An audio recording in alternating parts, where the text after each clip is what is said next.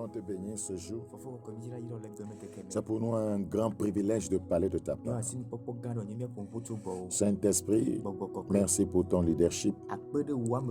Et nous croyons que tu vas nous diriger encore, voyez, dans ce voyage spirituel. Parle à tous nos auditeurs et utilise ta parole pour rapprocher davantage les uns des autres à toi. Merci Père, parce que nous croyons entièrement que tu nous as compris. Au nom de Jésus, nous avons prié.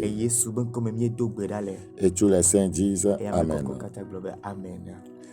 Alors, nous traitons du thème intitulé Le sentier biblique pour trouver son partenaire de vie.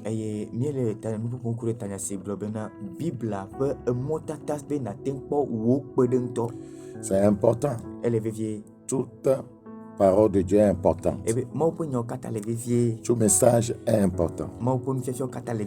La Bible dit que Samuel ne laissait tomber à terre aucune des paroles du Seigneur.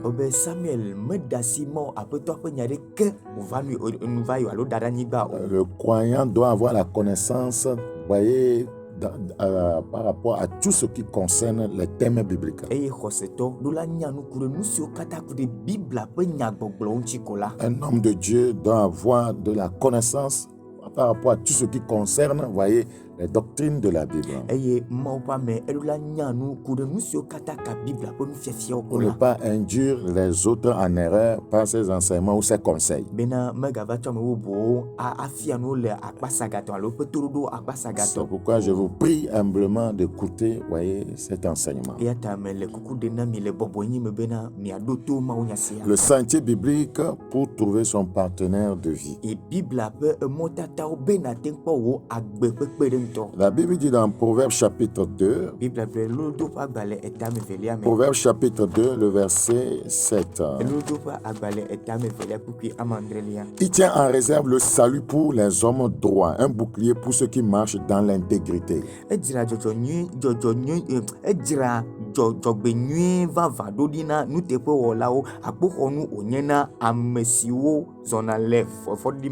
En protégeant les sentiers de la justice et en gardant la voie de ses fidèles.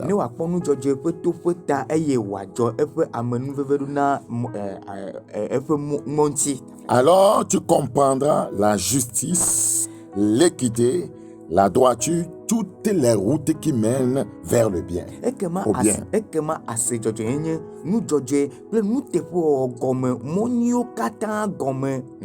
Ouais, chez le Seigneur, dans ce royaume, il y a des sentiers qui mènent au bien. Et il y a des sentiers qui mènent au bonheur. Et il y a des sentiers qui mènent aussi au malheur. Alors tu comprendras la justice, l'équité, la droiture, toutes les routes qui mènent au bien. C'est-à-dire que l'équité, la justice est un sentier qui mène au bonheur. L'équité est un sentier qui mène au bonheur. La droiture est un sentier qui mène au bonheur.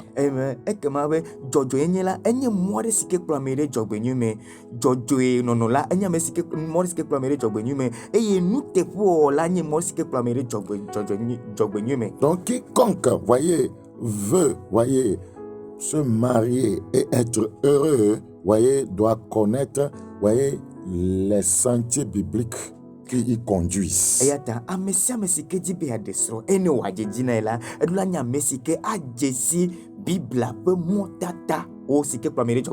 Car la sagesse viendra dans ton cœur et la connaissance fera les délices de ton âme. La réflexion veillera sur toi, l'intelligence te gardera. Voilà, ce sont là des éléments qui aident quelqu'un, voyez, à expérimenter le bonheur. Nous avons la sagesse, nous avons la connaissance, nous avons la réflexion, nous avons l'intelligence.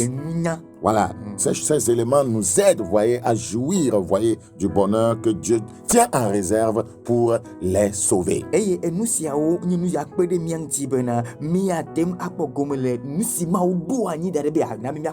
Ces éléments délivrent aussi, voyez, l'enfant de Dieu de tout sentier, voyez, du mal. Le verset 12, pour te délivrer de la voie du mal, de l'homme qui tient des discours pervers. Voyez, pour te détourner aussi de ceux qui abandonnent les sentiers de la droiture afin de marcher dans des chemins ténébreux. Dans Proverbe chapitre 3, Proverbe chapitre 3, le verset 6. Reconnais-le dans toutes tes voies et il aplanira tes sentiers. Amen. Ouais, il ne faut pas reconnaître Dieu seulement par rapport, voyez, au domaine financier. Quand on cherche l'argent, on sait quoi faire pour avoir l'argent. Voyez, quand on veut voyager, on sait que faire pour voyager. Quand on veut, voyez, vaincre l'ennemi, que faire pour faire le combat pour vaincre l'ennemi. Il faut le reconnaître dans toutes tes voies. Que faire aussi pour se marier selon sa volonté.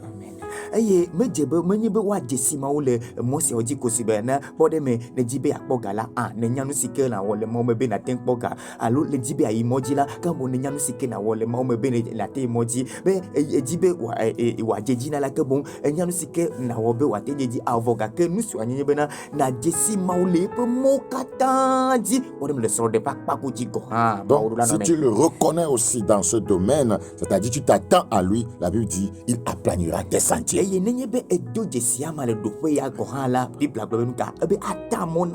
Ne sois pas, voyez, sage à tes propres yeux. Crains l'Éternel et détourne-toi du mal.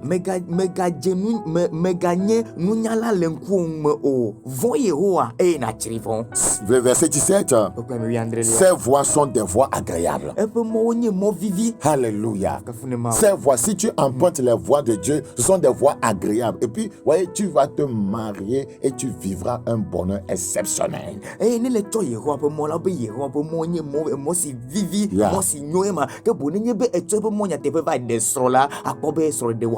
Les gens ont emprunté des voies désagréables. Et aujourd'hui, ils en souffrent énormément. Ces voies sont des voies agréables. Et tous ces sentiers sont paisibles. C'est les Écritures qui le disent. Les sentiers, voyez, du Seigneur, si tu empruntes ces sentiers sont paisibles. Pourquoi? Même s'il y a des défis sur ces sentiers, parce que ce sont ces sentiers que tu as empruntés, il sera avec toi, il combattra pour toi, il te donnera la paix sur ces sentiers. Amen.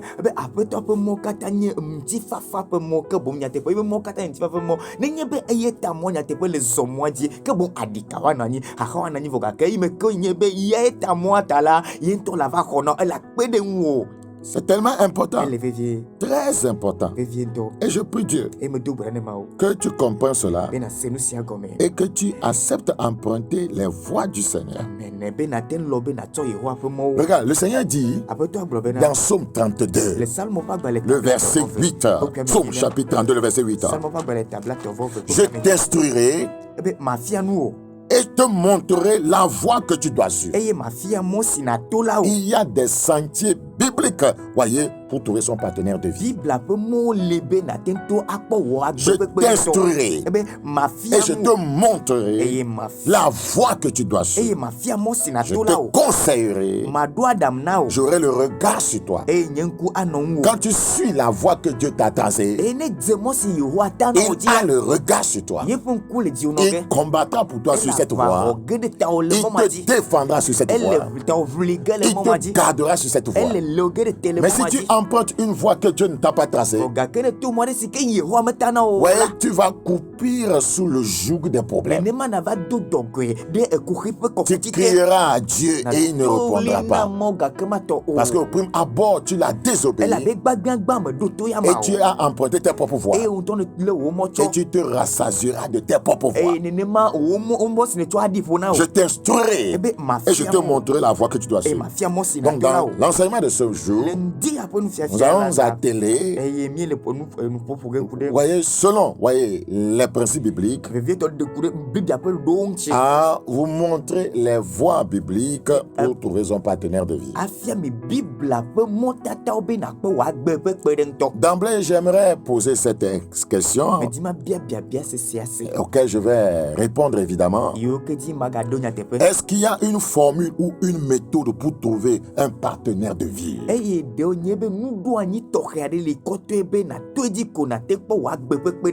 Est-ce qu'il y a une formule ou une méthode pour trouver un partenaire de vie?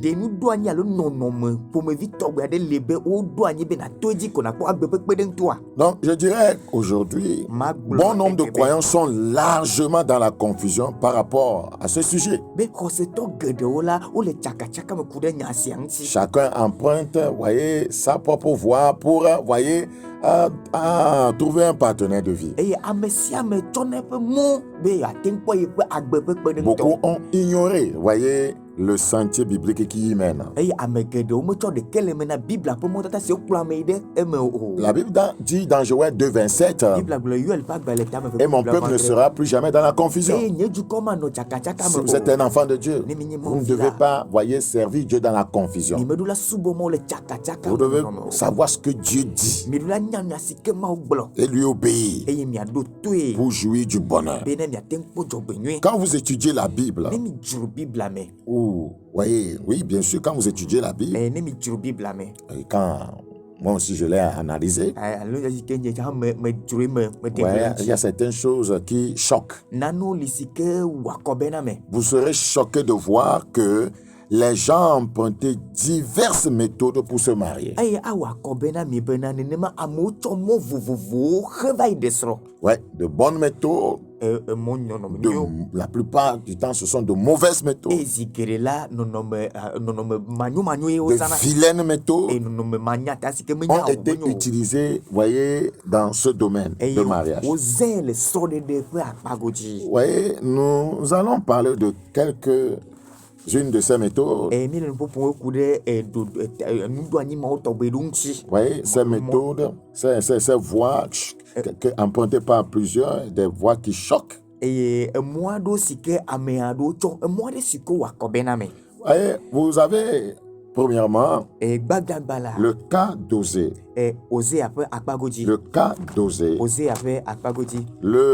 Osée a trouvé et marié une prostituée. C'est choquant. C'est choquant.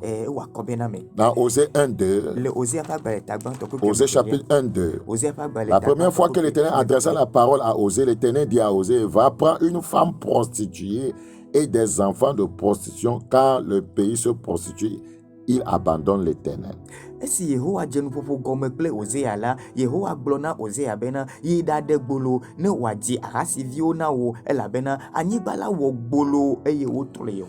Ouais, nous reviendrons sur cela. La question que nous sommes tentés de nous poser, est-ce que, voyez, parce que tu as lu ceci, tu vas aller prendre pour femme une prostituée?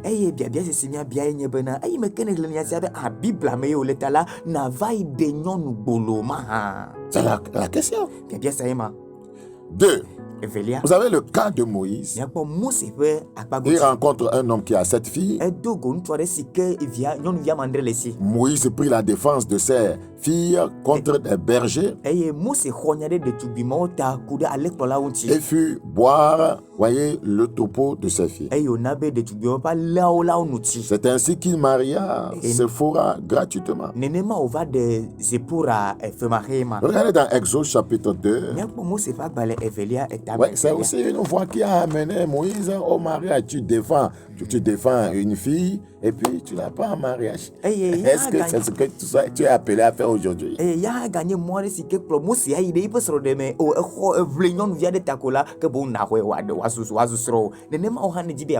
Exode 2, le verset 16. Exode 2, 16. Le sacerdoce de Madian avait 7 filles, elles vinrent puiser de l'eau et elles remplirent les orges pour abreuver le troupeau de leur père. Les bergers arrivèrent et les chassèrent. Alors Moïse se leva, prit leur défense et fit boire leur troupeau. Quand elles furent de retour après auprès de Riel, leur père. Il dit, pourquoi revenez-vous si tôt aujourd'hui? Elle répondit, un Égyptien nous a délivrés de la main des bergers et même il nous a puisé de l'eau et a fait boire le taupeau. Il dit à ses filles, où est-il? Pourquoi avez-vous laissé cet homme? Appelez-le pour qu'il prenne quelque nourriture. Moïse se décida à demeurer chez cet homme qui lui donna pour femme Séphora, sa fille. Il lui a donné sa fille. Parce qu'il a défendu ses filles. Voilà, donc est-ce que tu dois observer lorsque une jeune fille est en danger, tu la défends et puis tu la prends en mariage en tant que croyant?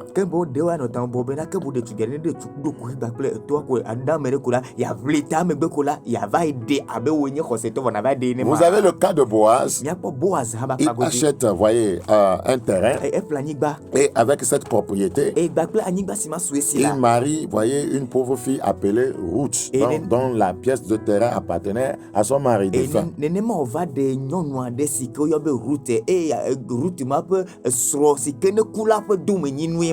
Aujourd'hui, dois-tu aller acheter un terrain et prendre la fille du propriétaire? En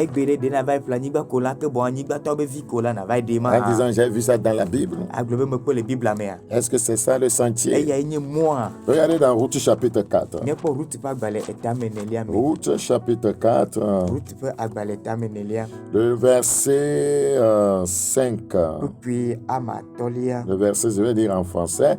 Boaz dit, le jour où tu acquéras le champ de la main de Naomi, tu l'acquéras en même temps de Ruth la Moabite, femme du défunt, pour relever le nom du défunt dans son héritage.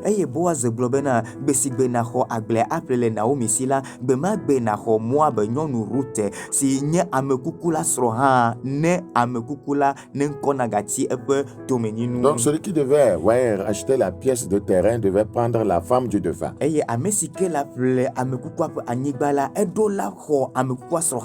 c'est ce que Boaz a fait, et puis il a marié la femme. Vous avez le cas des Benjamites. Les Benjamites enlevèrent les filles, de Silo, qui sortaient pour danser et enfuir leurs femmes. Pour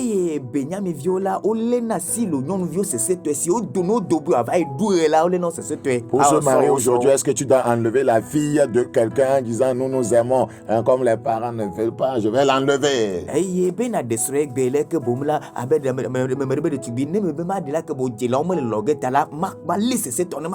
Juge chapitre 21. Juge chapitre 21. Le verset 18. Mais nous ne pouvons pas leur donner de nos filles pour femmes, quand les enfants Israël ont juré en disant, maudit soit celui qui donnera une femme à un Benjamin. Et ils dirent, voici, il y a chaque année une fête de l'Éternel à Silo, qui est au bord de Bethel, à l'orient de la route qui monte de Bethel à Sichem, et au midi de Lébona. Puis ils donnèrent cet ordre aux filles de Benjamin, allez, placez-vous en embuscade dans les vignes. Vous regarderez, voici, lorsque les filles de Silo sortiront pour danser, vous sortirez des vignes, vous enleverez chacun une des filles de Silo pour en faire votre femme, et vous vous en irez dans le pays de Benjamin. Le verset 21.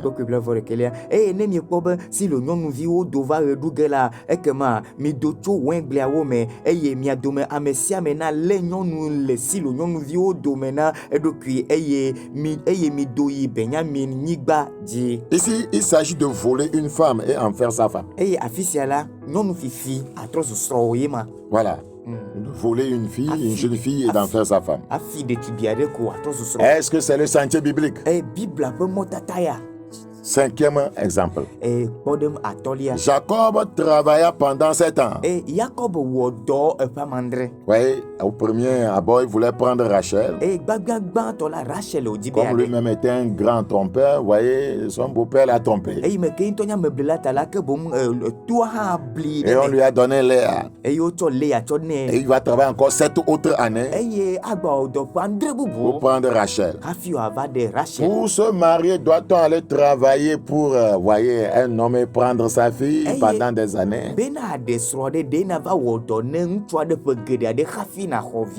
Est-ce que c'est le sentier biblique? Regardez dans Genèse 29, 16. Genèse chapitre 29, verset 16. Or, Laban avait 2 filles. L'aînée s'appelait Léa et la cadette Rachel. Léa avait les yeux délicats, mais Rachel était belle de taille et belle de figure. Jacob aimait Rachel et il dit, je te servirai 7 ans pour acheter ta fille cadette. Et Laban dit, j'aime mieux te la donner que de la donner à un autre homme. Reste chez moi. Ainsi Jacob servit 7 années pour Rachel et elles furent à ses yeux comme quelques jours parce qu'il aimait. Ensuite Jacob dit à Laban, donne-moi ma femme car mon temps est accompli, j'irai vers elle. Laban réunit tous les gens du lieu et fit un festin. Le soir, il prit Léa, sa fille, et l'amena vers Jacob qui s'approcha d'elle. Et Laban donna pour servante à Léa sa fille Zilpa, sa servante. Le lendemain matin, voilà que c'était Léa. Alors Jacob dit à Laban, qu'est-ce que tu m'as fait? N'est-ce pas pour Rachel que j'ai servi chez toi? Pourquoi m'as-tu trompé? Laban dit, ce n'est point la coutume dans ce lieu de donner la cadette avant l'aînée. Achève la semaine avec celle-ci et nous te donnerons aussi l'autre pour le service que tu feras encore chez moi pendant cette nouvelle année. C'est bien clair, pour le service que tu feras. Tu travailles, on te donne une femme. Est-ce que c'est le sentier biblique? Pour, voyez, prendre une femme en mariage. 6e cas, David tue Goliath. Il devient riche et marie la fille du roi Saül. Pour marier une femme, dois-tu aller tuer l'ennemi de son père afin de prendre cette fille en mariage? Est-ce que c'est le sentier biblique? Ouais, toutes ces choses dans la Bible qui choquent. Regardez dans 1 Samuel 17. 1 Samuel chapitre 17. 1 Samuel 17, le verset 25. 1 Samuel chapitre 17, le verset 25. Chacun disait, avez-vous vu s'avancer cet homme? C'est pour jeter à Israël un défi qui s'est avancé. Si quelqu'un le tue, le roi le comblera de richesses, il lui donnera sa fille et il affranchira la maison de son père en Israël. Et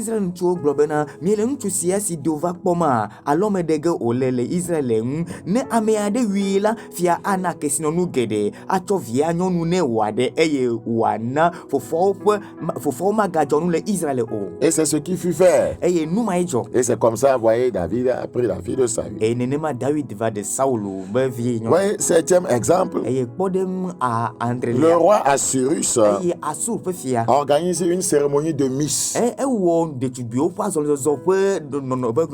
Après la disgrâce de la reine Vasti. Et c'est comme ça qu'il va épouser Esther.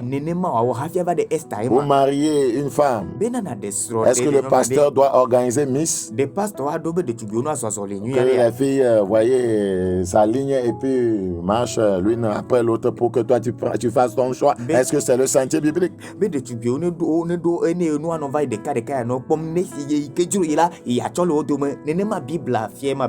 Esther chapitre 2. Esther chapitre 2. Le verset 3 à 4. Alors ceux qui servaient le roi dirent qu'on cherche pour le roi des jeunes filles vierges et belles de figure, que le roi établisse dans toutes les provinces de son royaume des commissaires chargés de rassembler toutes les jeunes filles vierges et belles de figure à Suse, la capitale, dans la maison des femmes sous la surveillance d'Égé, eunuque du roi et gardien des femmes, qui leur donnera les choses nécessaires pour leur toilette, et que la jeune fille qui plaira au roi devienne reine à la place de Vasti. Cet avis eut l'approbation du roi et il fit ainsi. Efiala ne do edikpɔlawo ɖe eƒe efiaɖuƒe ƒe anyigbawo katã dzi ne woaƒo ɖetugbi dzetugbewo katã nu ƒu ɖe nyɔnuwo ƒe aƒe la me Suzamɔ me eye woatsɔ wo ade efia ƒe aƒedzikpɔla Hegai, ame si nye nyɔnuwo ŋu dzɔla si me, eye woasi atike na wo eye nyɔnuvi si adze efia mu la eya nanye efiasrɔ̃ ɖe woasi teƒe. Et ils ont rassemblé, voyez, toutes les belles filles de tout son royaume. Et les filles devraient employer, voyez, 12 mois pour leur toilette. Et elles devaient se rendre chez le roi, voyez, le soir et revenir le lendemain. Chacune, voyez, à son tour. Je ne sais pas ce que le roi Assyrus faisait avec ces filles-là, voyez, le soir, et puis elles revenaient le lendemain.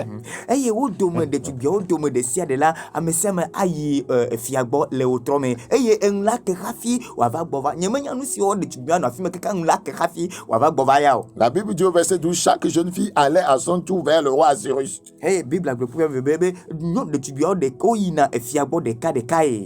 la Bible dit au verset 14, et il allait le soir et le lendemain matin, elle passait dans la seconde maison des femmes. Elle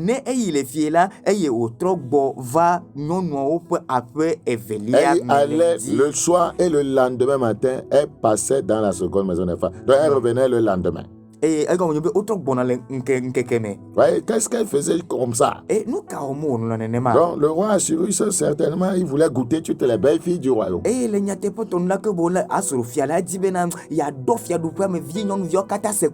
que c'est la voie biblique pour se marier? Il y a des frères boucs dans l'église qui font ça. Ils goûtent toutes les filles de la chorale. Et le jour où on annonce son mariage avec une d'entre elles, il y a mutinerie dans l'église. Il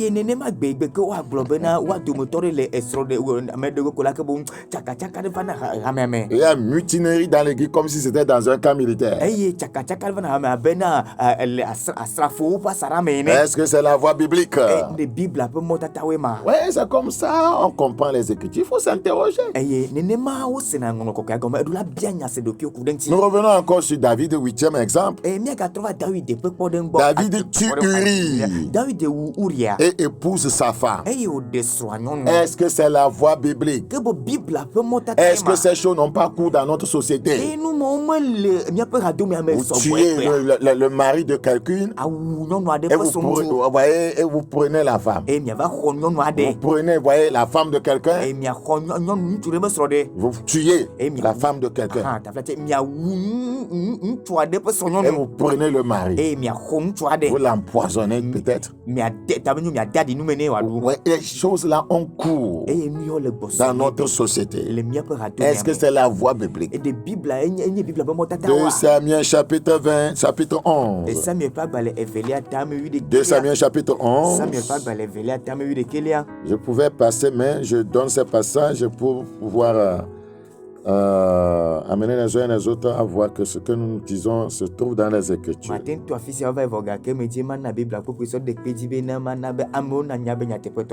2 Samuel 11, le verset 15. David écrivit dans cette lettre: placez Uri au plus fort du combat et retirez-vous de lui afin qu'il soit frappé et qu'il meure. David a orchestré son assassinat.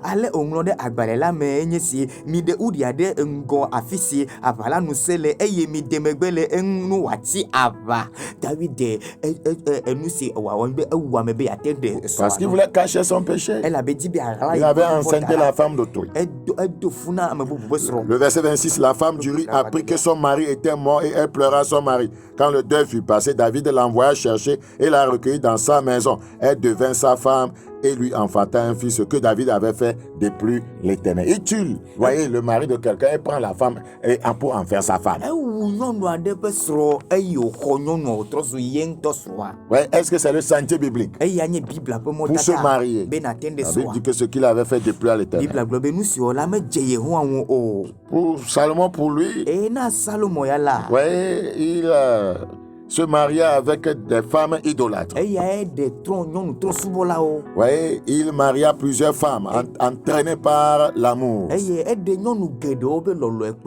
C'est-à-dire entraînées par la convoitise des yeux, entraînées par la convoitise de la chair. Oui, le vrai amour dans le Seigneur ne nous amène pas à marier 1000 femmes. Donc, doit-on se marier par la convoitise? Est-ce que c'est le sentier biblique?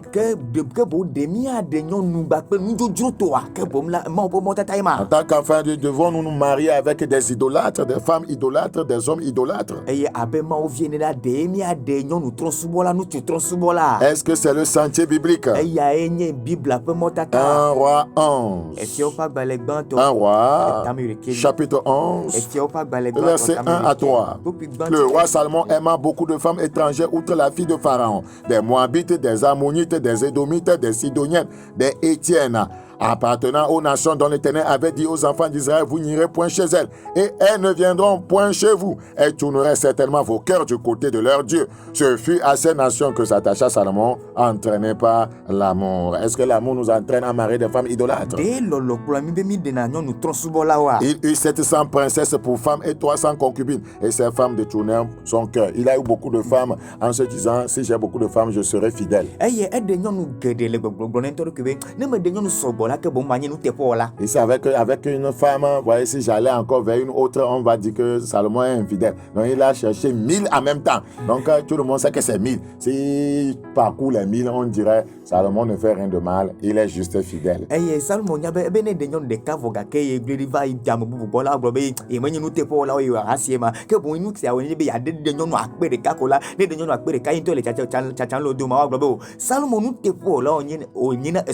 La Bible dit que ces femmes vont détourner son cœur de Dieu.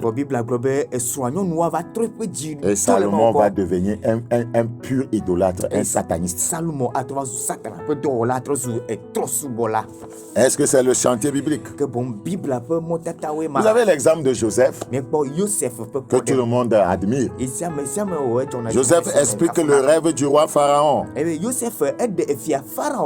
devient premier ministre. Et Pharaon lui donne gratuitement, voyez, Asnaf, la fille du prêtre dont Potiphera. Prêtre dont.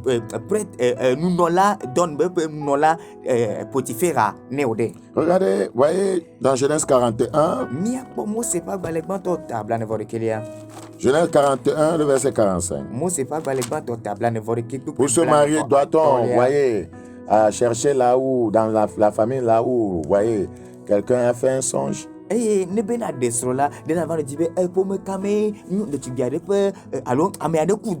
a expliqué le songe et il a trouvé grâce. Est-ce le sentier biblique? Pharaon appela Joseph du nom de Sophnath-Panéa et lui donna leur pour femme Asnaf, fille de Potiphera, prêtre donc. Et Joseph partit pour visiter le pays d'Égypte. C'est comme ça lui s'est marié. Vous savez, donc autant de méthodes et de stratégies utilisées, voyez, par des gens pour se marier. Voyez, et je dis que peut-être c'est toute cette confusion qui a poussé Paul à décider de rester comme ça, sans se marier. Il y a aussi des cas où on capturait des esclaves et, voyez, on en faisait, voyez, ces femmes.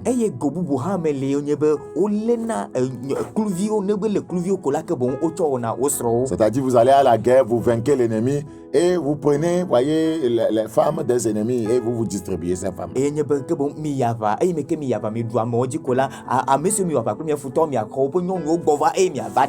Est-ce que c'est la voie biblique? Deutéronome chapitre 21, le verset 10. La Bible dit, lorsque tu iras à la guerre contre tes ennemis, si l'Éternel les livre entre tes mains et que tu leur fasses des prisonniers, peut-être verras-tu parmi les captives une femme belle de figure et auras-tu le désir de la prendre pour femme. Alors tu l'amèneras dans l'intérieur de ta maison, elle se rasera la tête et se fera les ongles. Elle quittera les vêtements qu'elle portait quand elle a été prise. Elle demeurera dans ta maison et elle pleurera son père et sa mère pendant 1 mois. Après cela, tu iras vers elle. Tu l'auras en ta possession et elle sera ta femme. Vous allez à la guerre, vous vainquez l'ennemi. Et la Bible dit, peut-être tu vois une femme, voyez, appartenant aux ennemis belle et tu veux la prendre, alors tu la prends. Elle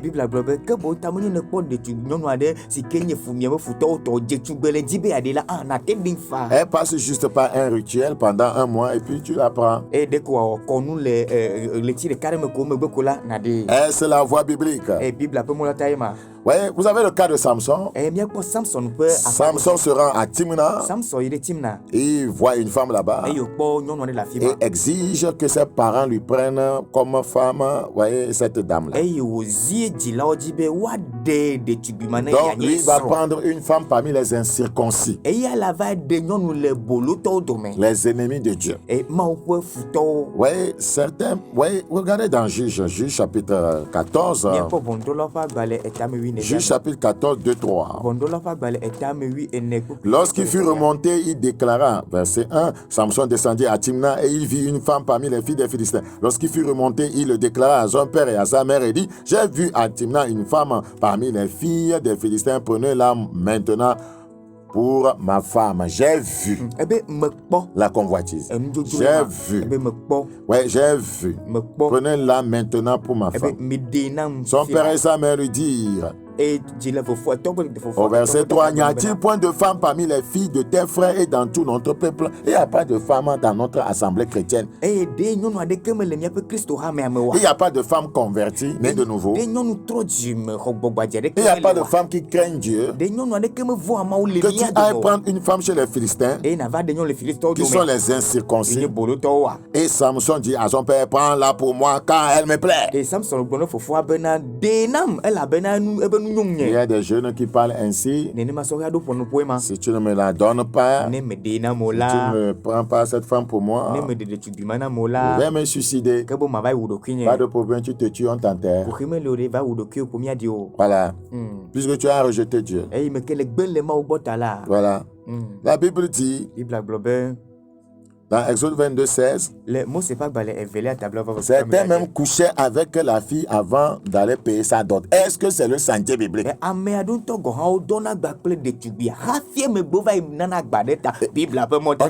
Tu sais, Chérita, si je veux te marier, la manière dont je connais papa Anango, ton père, il ne va pas accepter.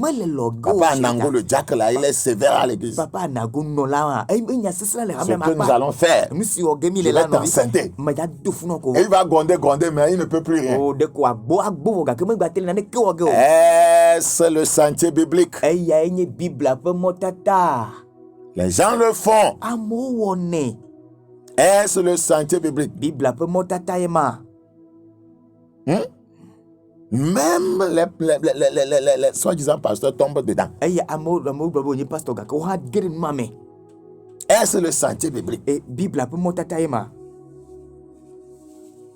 Est-ce le sentier biblique? Comment lui cible, le faux pasteur cible la fille? Il dit, je dois te faire une délivrance. Il y a un problème spirituel. Ce que je vois est grave. Il va mourir dans 3 jours. Donc tu dois venir me voir à l'hôtel dans 1 jour. Je vais te faire une délivrance spéciale sous le climatiseur. La délivrance par le sexe. Et il enceinte la jeune femme. Et ses parents la renvoient. Oh, il a bien planifié, il est content. Est-ce le chemin biblique? Cela court même dans les assemblées. Exode 22, 16. Exode chapitre 22, 16. Si un homme séduit une vierge qui n'est point fiancée, qu'il couche avec elle, il paiera sa dot et la prendra pour femme. C'est ce qu'ils lisent et c'est ce qu'ils font.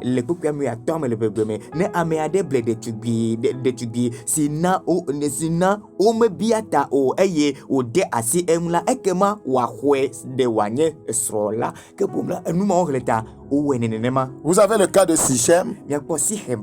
Sichem enlève Dina, la viole, la déshonore. Ouais, et la demande à mariage. Dans Genèse 34, le verset 1, voyez, à 4. Dans Genèse 34,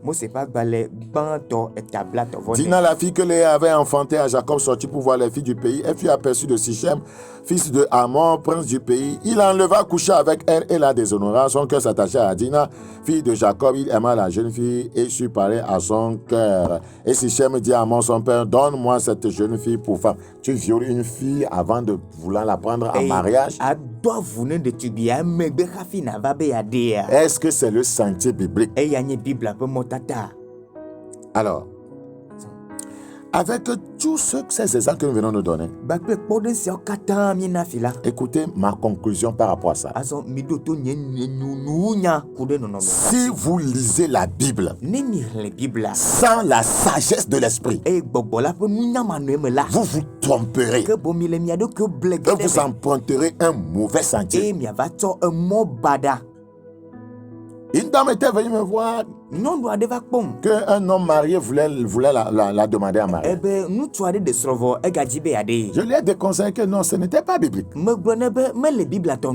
m'a dit, voyez, dans la Bible, David a pris combien de femmes? Est-ce que les gens n'avaient pas plusieurs femmes? Qu'est-ce que je suis en train de dire? Ben, tu savais ça et tu viens me voir. Elle a refusé de comprendre. Elle a continué dans cette relation avec un homme marié. Parce qu'on dit que j'ai vu ça dans la Bible. Voyez, ce n'est pas tout ce qui est écrit dans la Bible, voyez, qui est ce que Dieu nous demande de faire. Quand vous lisez, vous allez voir qu'on tuait. Voyez, on maudissait. Les gens prenaient les femmes de trucs. Donc, parce que vous avez lu ça, vous allez faire. C'est-à-dire que, voyez, vous ne savez pas ce que vous êtes en train de faire. C'est pourquoi nous disons, si vous lisez la Bible sans la sagesse de l'esprit, vous vous tromperez et vous emprunterez un mauvais sentier pour trouver votre partenaire de vie. Posez-vous la question de savoir pourquoi la nouvelle alliance? Pourquoi les évangiles? Pourquoi les épîtres de Paul? C'est pour nous donner des enseignements sûrs et justes, pour que nous puissions prendre des justes sentiers. Faites attention. Faites attention. Par exemple, tous les exemples que je viens de vous donner, quelle méthode allez-vous choisir pour vous marier? Allez-vous tuer le mari ou la femme de quelqu'un pour l'épouser? Est-ce que vous serez juste devant Dieu? Est-ce que c'est un sentier de droiture? Est-ce que c'est un sentier d'équité? Est-ce que c'est un sentier de justice? Est-ce que ce sentier mène, voyez, est une route qui mène au bonheur? Quand Samson, voyez, a emprunté ce sentier-là, voyez, le sentier des Philistins, qu'est-ce que ce mariage est devenu?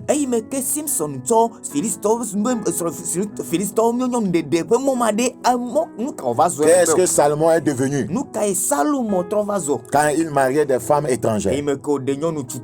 Qu'est-ce qu'il est devenu? Mais nous devons nous poser la question. Qu'est-ce qu'elle est devenue? Quand David a tué Uri, a pris Bathsheba, qu'est-ce que sa maison est devenue? Est-ce qu'il n'y a pas eu de jugement? Est-ce que, voyez, l'enfant que lui avait donné Bathsheba n'est pas mort? Est-ce que Absalom n'a pas renvoyé son père du royaume? Il y a eu des désastres avant qu'ils ne se répandent. Vous devez vous interroger. Il ne faut pas poser les actes pour les poser sans penser aux conséquences. C'est très important. Très important. Alors, il y a de mauvaises méthodes, il y a de bonnes méthodes. Allez-vous organiser, voyez, une cérémonie de mise pour prendre votre femme?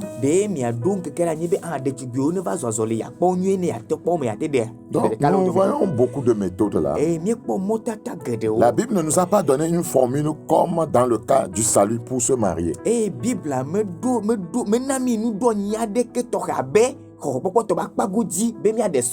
Et tu fais ça en même temps et puis tu fais telle chose, la seule chose là, et puis immédiatement, non, tu trouves la femme qui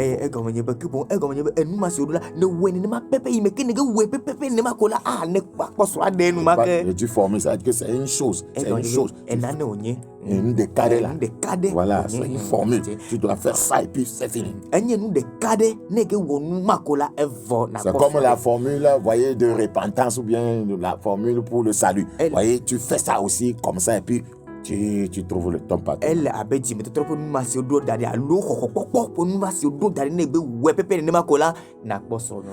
Vous savez, dans le cas du salut, regardez, pour que vous compreniez mieux, parce que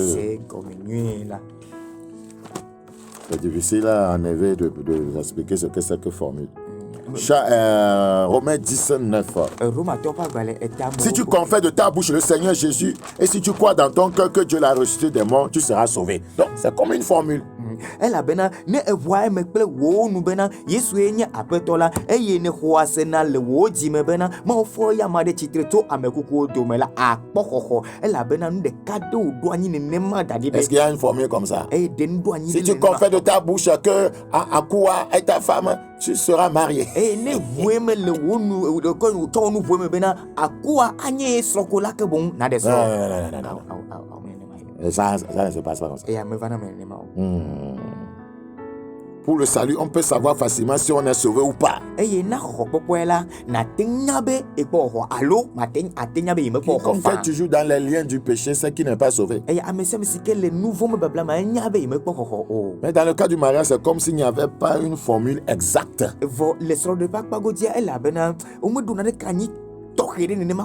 Pas que la Bible nous a laissé ignorants par rapport au sentier qui y conduit. Donc, nous allons considérer, voyez, certaines choses qui vont nous aider à être sur le bon sentier.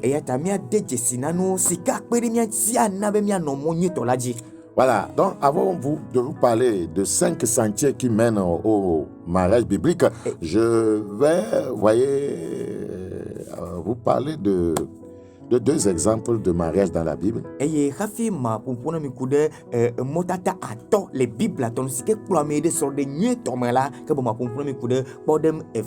sont des vous avez le mariage d'Adam et Ève. Dans Genèse chapitre 2. Genèse chapitre 2, le verset 21. Genèse 2, 21. Alors l'Éternel Dieu fit tomber un profond sommeil sur l'homme qui s'endormit. Il prit une de ses côtés et referma la chair à sa place.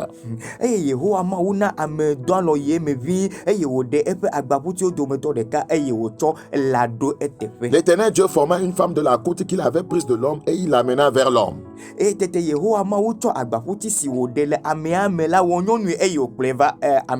l'homme dit, voici cette fois celle qui est os de mes os et chair de ma chair, on l'appellera femme, parce qu'elle a été prise de l'homme. Souligne-moi ça s'il te plaît, elle a été prise de l'homme.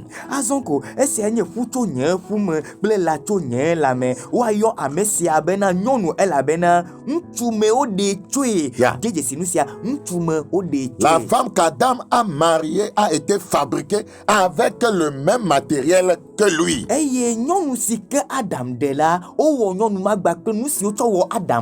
Elle avait été fabriquée avec la même substance que lui.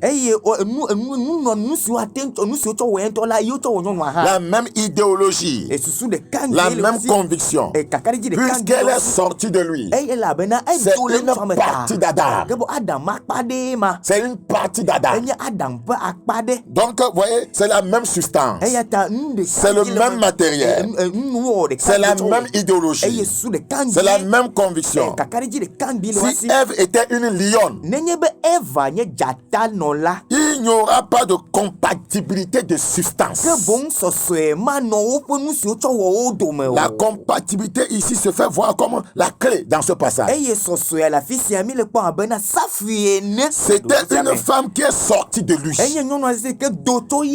qui avait la même composition que lui, composition spirituelle que lui, la même composition psychologique que lui, la même composition biologique que lui. Tu ne peux pas marier une femme qui n'est pas de la même composition que toi, sinon il y aura un grand trouble.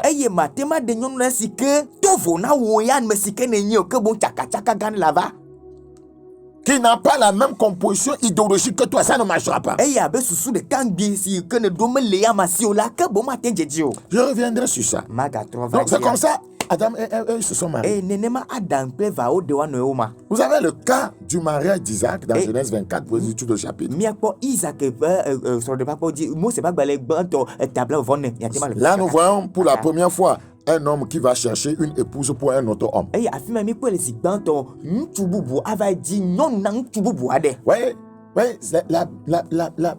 la parole de Dieu est un mystère. On ne peut pas la comprendre littéralement. Vous avez ici 4 personnages qui, voyez, par rapport important, par rapport à ce mariage. 1, vous avez Abraham. 2, vous avez Eliezer. 3, vous avez Isaac. 4, vous avez Rebecca. Abraham ici représente Dieu le Père. Eliezer représente ici Dieu le Saint-Esprit. Isaac ici représente Jésus-Christ. Un type de Christ. Un type de Christ. Un type de Christ. Et vous avez Rebecca qui représente l'église du Seigneur. Donc Dieu le Père, voyez, envoie le Saint-Esprit qui vient convaincre les hommes sur la terre et fait d'eux maintenant la femme de Jésus-Christ.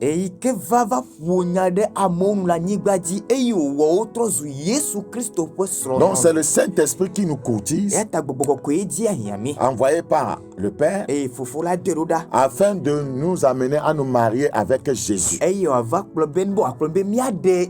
c'est comme ça que nous devenons, voyez, l'église. Donc ça voudra dire que il n'y aura pas un bon mariage sans l'implication de Dieu. Sans, voyez, le leadership du Saint-Esprit.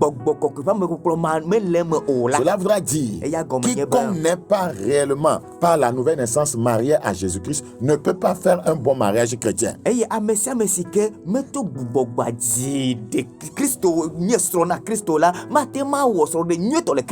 Donc c'est le Saint-Esprit qui nous convainc du péché et nous marie à Christ.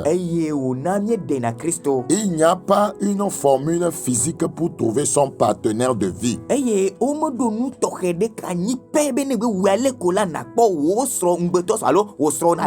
il y a des directives bibliques. Les directives bibliques sont éparpillées dans les Écritures.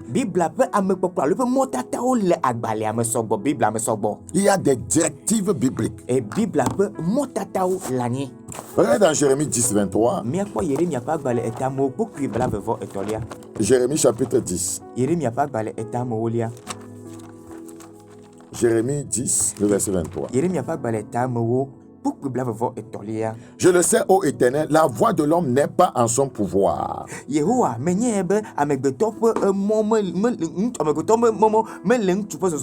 La voix de l'homme n'est pas en son pouvoir. Ce n'est pas à l'homme quand il marche à diriger ses pas. Il y a des directives bibliques. Ouais. Le Seigneur dit, je t'instruirai. Je te montrerai la voie à suivre. Donc tu ne peux pas te diriger toi-même. Parce que tu ne connais pas le sentier qui mène au bonheur.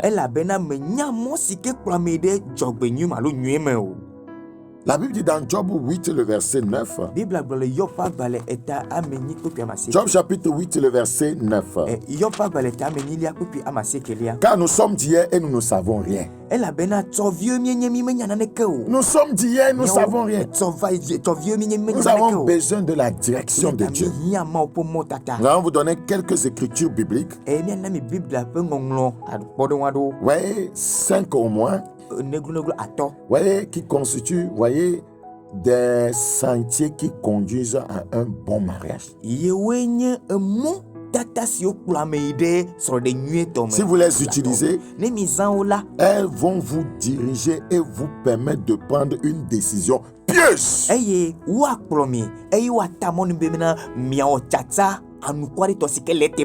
Très important. Alors, le premier sentier qui conduit à un mariage heureux, la première écriture qui est une directive, c'est Proverbe 18, 22. Proverbe chapitre 18, le verset 22. Proverbe 18, 22. Celui qui trouve une femme trouve le bonheur.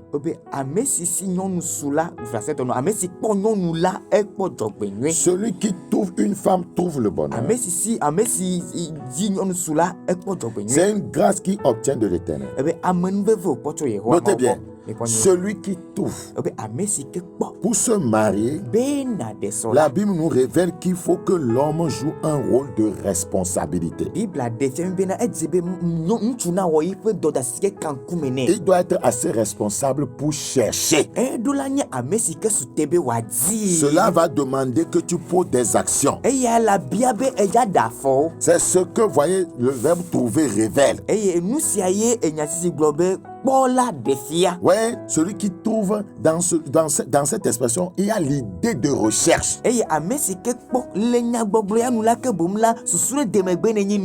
Voilà, il n'est pas dit celui qui prend, celui qui cherche.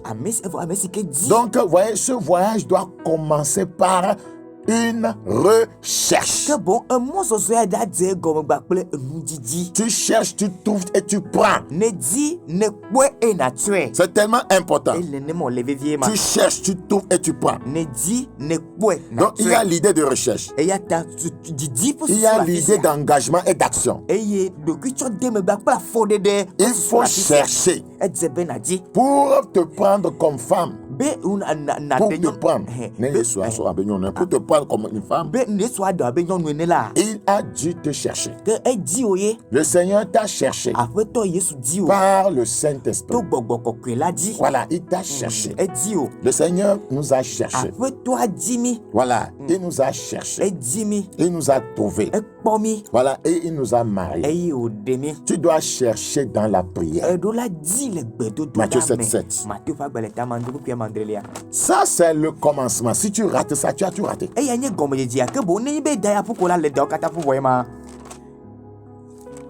Tu as tout raté. Matthieu 7:7. Matthieu 7:7. Demandez, l'on vous donnera. Cherchez et vous trouverez. Frappez, l'on vous ouvrira.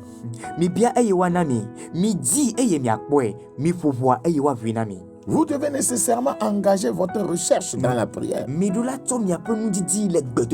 Et voyez, en vous appuyant sur le Saint-Esprit, en lui disant de vous diriger.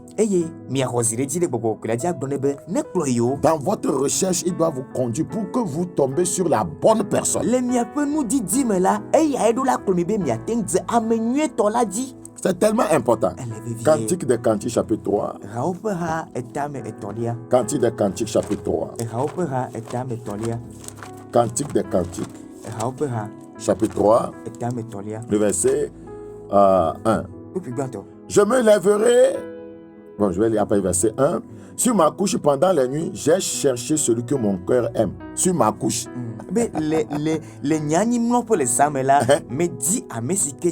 Je l'ai cherché et je ne l'ai point trouvé.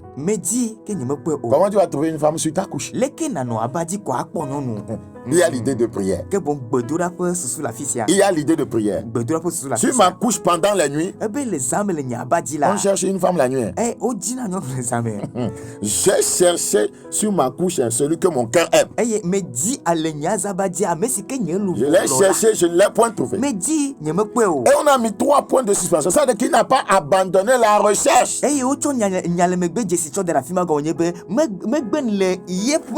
points de suspension. Ça veut dire que les recherches continuent. Frère, ne sois pas découragé.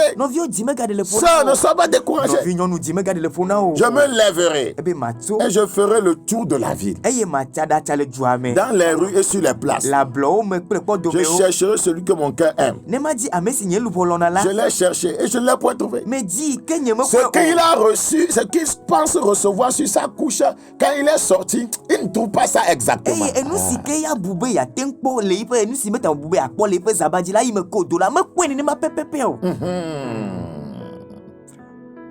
Quand elle a prié, c'est qu'il semblait voir. Maintenant, il est sorti. Il est arrivé à l'église. Mais il dit, ne trouve pas. Mais il n'est pas découragé. Les gardes qui font la ronde dans la ville m'ont rencontré. Avez-vous vu celui que mon cœur aime? C'est que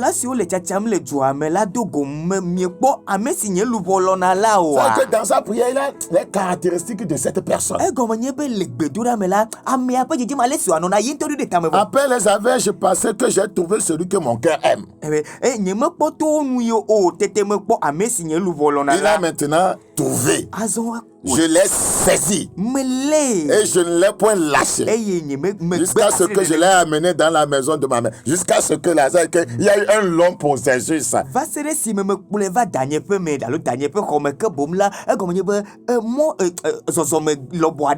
la chambre de celle qui m'a conçu, jusqu'à ce qu'il l'amène dans la chambre, jusqu'à là, il y a eu un long processus.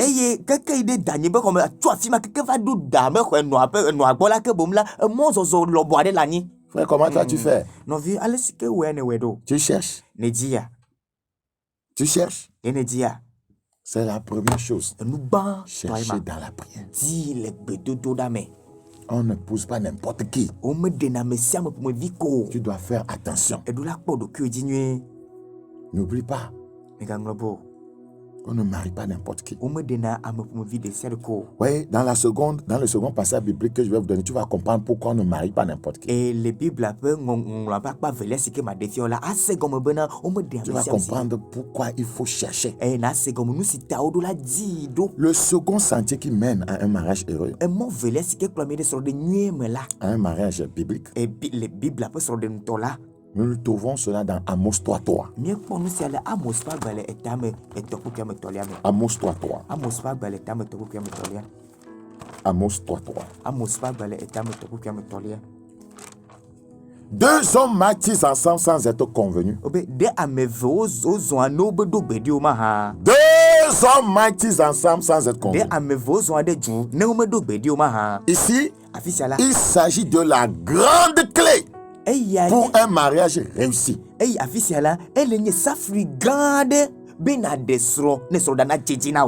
clé d'un mariage réussi n'est pas l'amour. La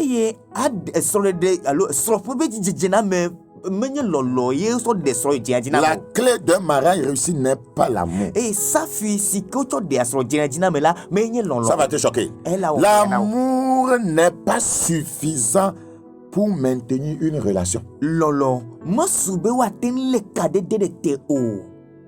L'amour n'est pas suffisant. Les gens vont à l'église. Ils disent qu'ils aiment Dieu. Mais vous ne voyez pas finir les actes qu'ils posent. Parce que leur problème, ils ne sont pas d'accord avec ce que Dieu leur demande. Mais ils disent que j'aime Dieu. Vous allez à l'évangélisation, vous allez rencontrer des gens, mais à l'église, oh j'aime Dieu. Mais il vit dans la fornication. J'aime Dieu. Mais c'est un menteur. J'aime Dieu. Je l'aime tellement, j'aime Dieu. C'est un escroc. Oui. C'est-à-dire que l'amour n'est pas suffisant parce que lui et Dieu ne sont pas d'accord sur certains points. Ils ne peuvent pas aller ensemble. Il n'y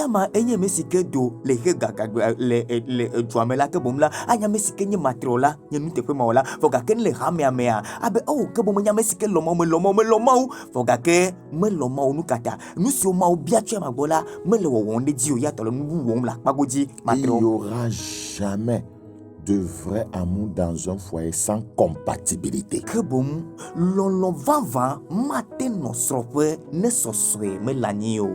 L'amour peut être infesté, voyez, ou bien affecté par, voyez, l'hypocrisie.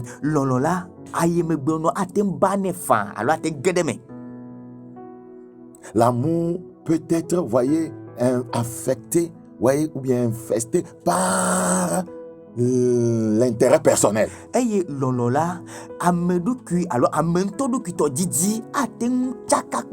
Mais tu ne sauras pas. On va dire je t'aime, mais c'est à cause de ton argent. C'est à cause de la voiture que tu as, monsieur. C'est à cause de ta beauté. Pour dire la vérité, beaucoup de mariages sont fondés sur des intérêts personnels. C'est pourquoi la Bible dit dans Romains 12:9 que l'amour soit sans hypocrisie. Au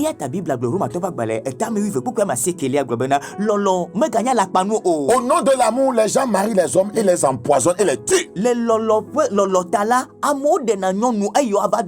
pourquoi l'amour que nous professons n'est pas suffisant. Il y a quelque chose qui est important pour un mariage réussi, que nous appelons la compatibilité.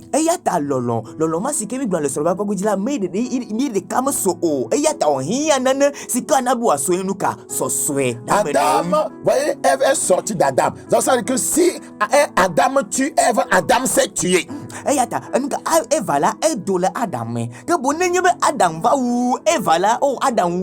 pourquoi on dit personne ne hait sa propre chair. Donc si vous avez les mêmes idéologies, la même conviction, vous réussirez. Personne ne cherchera à faire le mal à son prochain ou bien à le tromper parce que vous êtes sur le même diapason.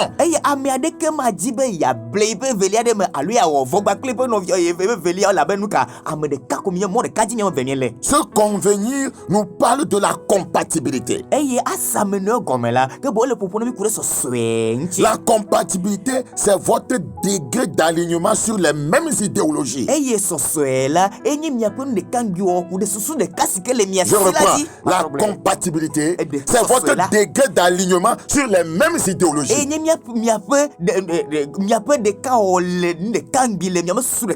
Les idéologies spirituelles, psychologiques. Oui. Est-ce qu'il y a une similitude, d'idéologie, sur Dieu, sur l'argent et sur la vie? Sans cela, vous ne réussirez pas votre mariage.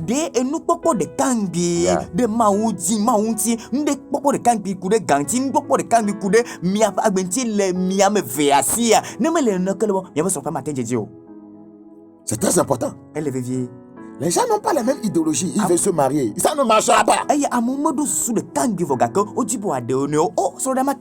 Écoutez, quelle que soit la manière dont tu dis que Dieu t'a parlé, quelle que soit la manière dont tu dis que Dieu t'a révélé la personne, que dans ton rêve, tu étais en blanc et que tu étais en train de marcher sur les rues dorées de Paris et que tu as vu une jeune fille sur la tour d'Eiffel, elle t'a jeté des bouquets de fleurs et tu as sauté, tu les as saisis et tu t'es envolé jusqu'au haut de la tour, du tour d'Eiffel, et puis tu l'as embrassé. Quelle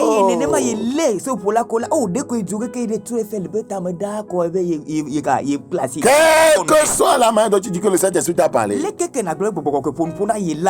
que soit la manière dont tu dis que tu as été dirigé par les Écritures, s'il n'y a pas compatibilité, tu fais fausse route. Un cochon ne peut pas se marier, avec un lézard. Le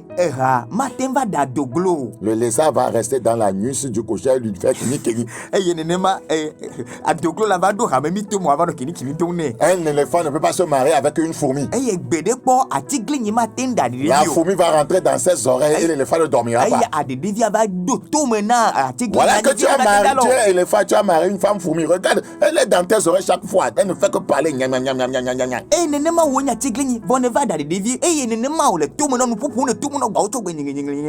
a pas compatibilité. Il faut la compatibilité spirituelle. Ne parlons pas de la forme physique. Nous parlons de la compatibilité idéologique.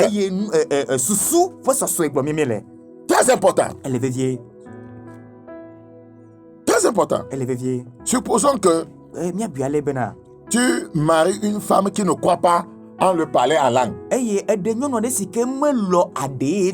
que toi, tu crois en le parler en langue. Il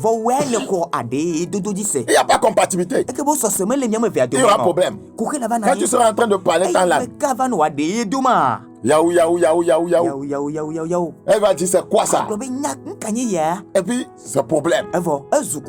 Tu vas dire, hey, madame, tu blasphèmes contre le Saint-Esprit. Et c'est la guerre qui a commencé. Il n'y a pas de compatibilité. C'est ça le problème dans le corps de Christ. Quand une sœur d'une telle église veut se marier à une autre église, vous allez voir, des fois les pasteurs font problème parce qu'ils se disent qu'on n'enseigne pas la même chose. Pourquoi nous tenons la même Bible mais nous n'enseignons pas la même chose?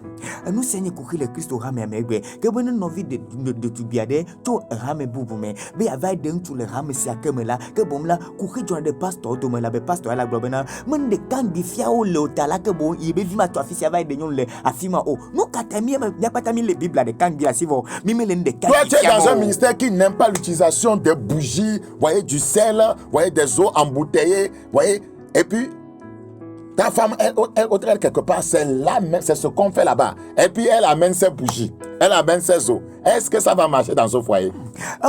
Nous toi de ce que le hame de me et hame mamela nya te poto mi mezana vele baple ze bakla mi baple to o la fima o voga que non nous si kene be le va de là ya rame simole là nous mo 14 ans asplo à toi vele baple to va après me kurima na niwa. Quand est-ce que vous pouvez prier ensemble parce qu'elle ne peut pas prier sans sa bougie. Mais toi tu n'aimes pas ça. Est-ce que vous pouvez prier? Et si vous deux vous ne priez pas, quelles seront les conséquences dans le foyer? Ça ne marchera pas.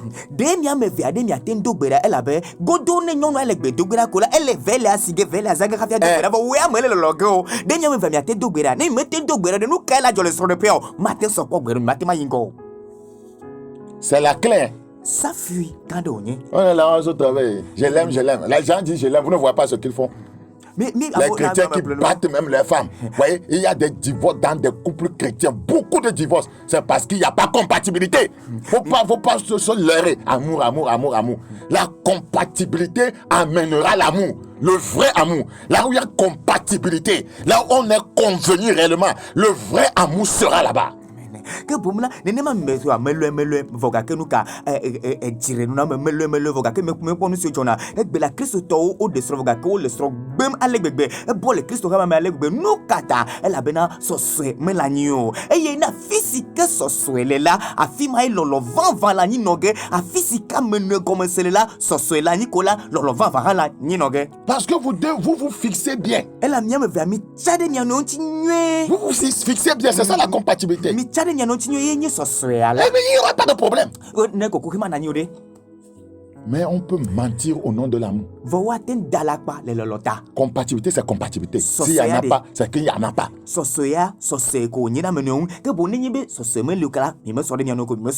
Quand vous utilisez, voyez comment vous appelez les vis ou bien quoi vous voulez visser quelque chose. Si ça ne peut pas aller, c'est que ça ne peut pas aller.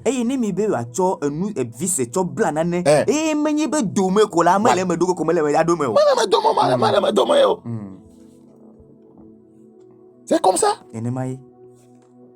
C'est comme ça. La compatibilité. Exemple, toi tu aimes investir dans l'œuvre de Dieu. Ta femme n'aime pas qu'un enfant sorte du foyer. On l'appelle maman à mon couteau. Oui, comment tu penses que ce foyer va réussir? Ça ne réussira pas. Ça ne réussira pas. Parce qu'il n'y a pas de compatibilité. Quelle est votre idéologie sur la vie sociale? Quelle est votre idéologie sur la belle famille? Quelle est votre idéologie sur le ministère?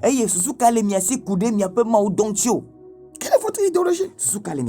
Supposons qu'un pasteur veuille marier une sœur parce qu'elle est belle. Quelle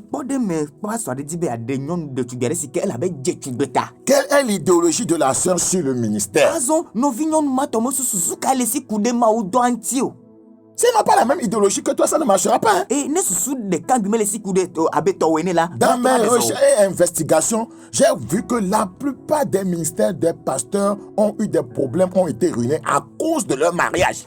Et les Didi Bakle là, me décide de Benuka, pasteur Gedesio, pour ma ou dosse modi blela, que bon, nous c'est à tout, ou son nom ou bon. À cause de leur mariage. Kudo peut sur les détails, ce que vous des là. À cause de leur mariage. Kudo peut sur les détails. Un pasteur, un homme de ministère, un homme d'affaires, voyez, un politicien, des gens comme ça là, voyez, des hommes d'opinion comme ça là, ne se marient pas avec n'importe qui. Hein. Mais Maudola, Tunarela, Baklenuka, Asichala, a Jodola Gao, a Mesodia Ganou, Yamegamegaola, ou Medenagnon pour me vider Sadeko. Parce que les scandales peuvent tout détruire. Elle a bena, nous que clé atteint Benokata de me faire. Quelle est l'idéologie de cette sœur sur le ministère? Que bon, nous venions nous marier sous Kaodo de Maoudo Antio. Tu l'épouses parce qu'elle seulement elle est belle. Nede, elle a belle voir. Elle sera belle pour rien. Elle a Jetubeda Yameko. Elle sera belle pour rien. Elle a Jetube, vraiment des vieux. Elle sera belle pour rien. A Jetube, vraiment des vieux. La beauté ne brille pas. La beauté ne brille pas. Il faut avoir cette idéologie de la prière. Tu vas l'épouser parce qu'elle est belle. La beauté ne jeûne pas. Est-ce qu'elle peut jeûner?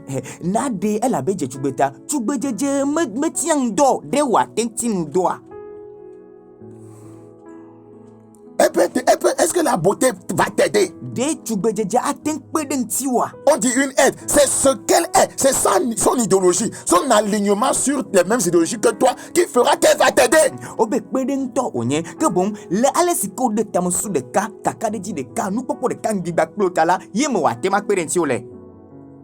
Et puis on est là, on regarde le physique. Aujourd'hui, tout le monde. Est-ce qu'elle a les faire ça emballé?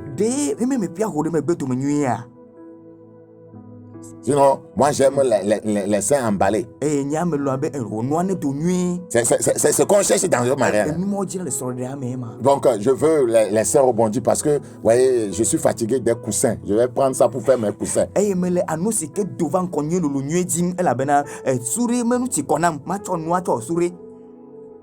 puis ça va t'aider à aller de l'avant.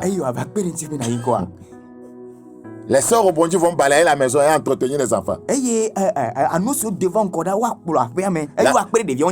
La beauté là, la beauté éduque les enfants. Quelles sont ces valeurs? Quelles sont ces valeurs morales? Quelles sont ces idéologies? Les gens ont de belles femmes, vous allez voir chaque matin la femme sort avec un œil gonflé. Le monsieur a pris, voyez, sa tête pour faire, voyez, un ring de boxe. Les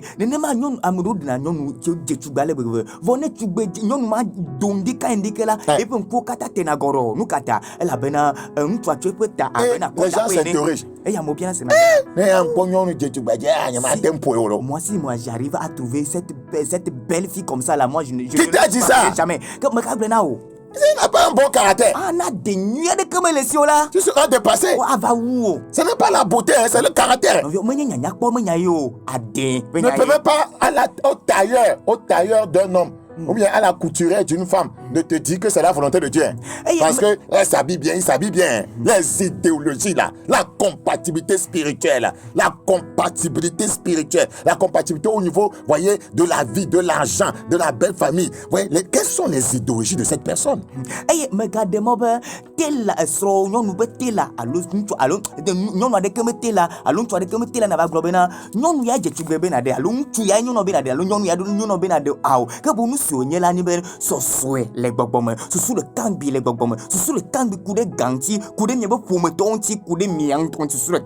Tu prends une femme comme ça alors que tu es un homme de Dieu.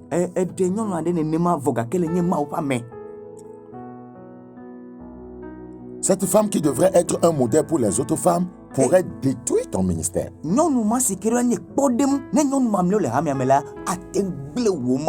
Elle devrait être une mère dans l'église comme Déborah.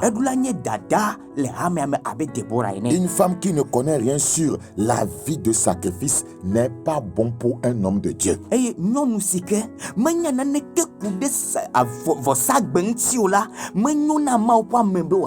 Oh, tu conseilles trop les gens. Oh, chaque jour tu dis jeûne. Oh, tu as encore voyagé ça. Tu as une femme qui parle comme ça là. Dont les paroles te piquent comme les abeilles là. Tu ne feras pas long feu. Parce qu'elle n'a pas la même idéologie du ministère comme toi. Comme Priscille et Aquilas. Ne cheminez jamais avec une sœur ou bien un frère qui n'est pas compatible avec vous. Vous allez la détruire ou bien il va vous détruire.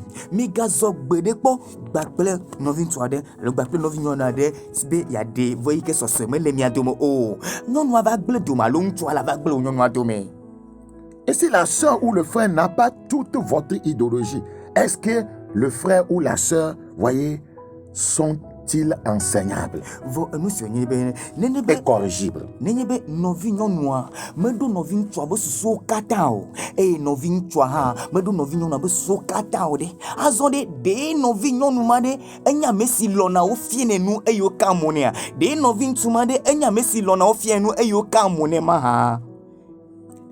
Frère, il ne s'agit pas de dire que le frère a un lancouser.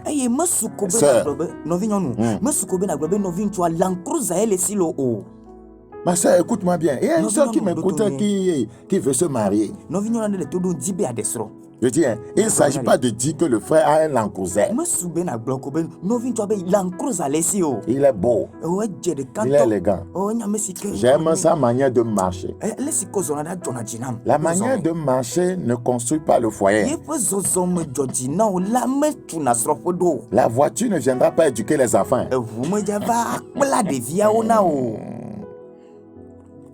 Hein? La voiture ne viendra pas éduquer les enfants. C'est pas avec la voiture que tu vas communiquer dans le foyer. Comment ce monsieur communique-t-il?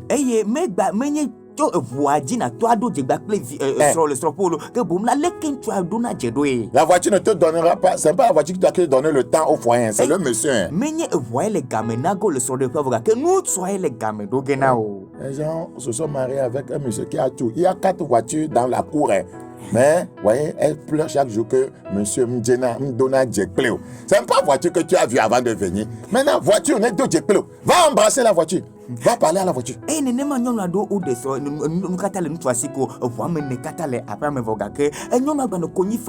Mon mari ne se communique jamais avec moi. Ne communique pas avec moi.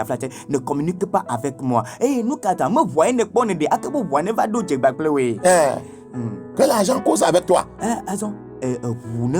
L'argent. Voilà, autant derrière. Et aujourd'hui, les foyers ont des problèmes. Quand le mariage est mauvais, ça va affecter en même temps l'éducation des enfants et nous aurons dans la société des délinquants, des bandits, des irresponsables. Il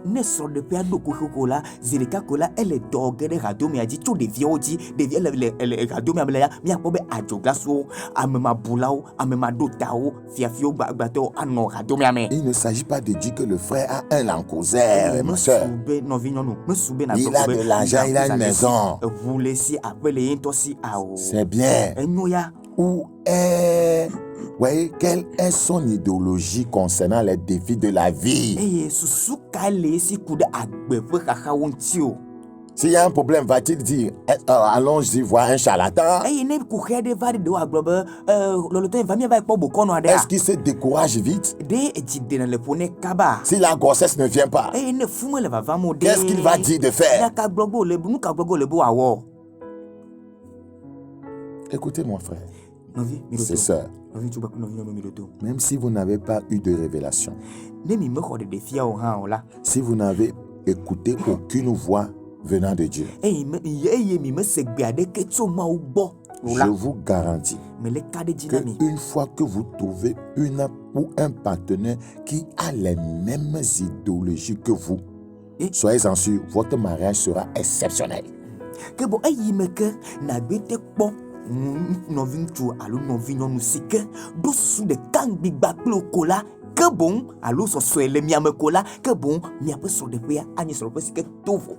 L'unité d'esprit, l'unité de pensée, l'unité de conviction, l'unité de mentalité engendre un vrai amour.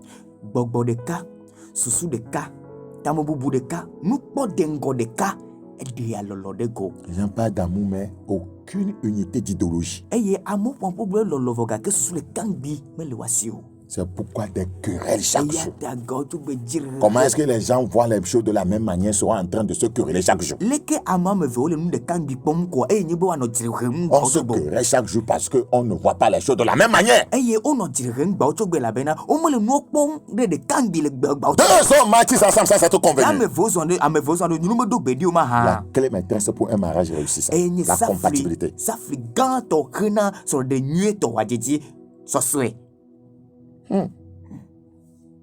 Savez-vous que malgré que les païens, certains païens ne sont pas, malgré qu'ils ne sont pas nés de nouveau,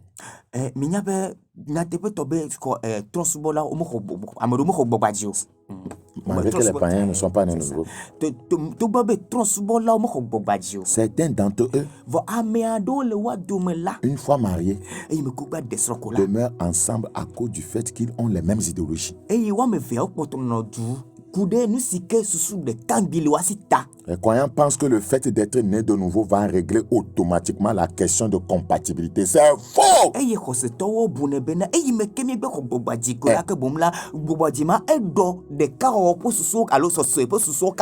penses que comme je suis né de nouveau, la sœur est de nouveau, donc nous sommes compatibles, nous avons les mêmes idéologies. C'est faux!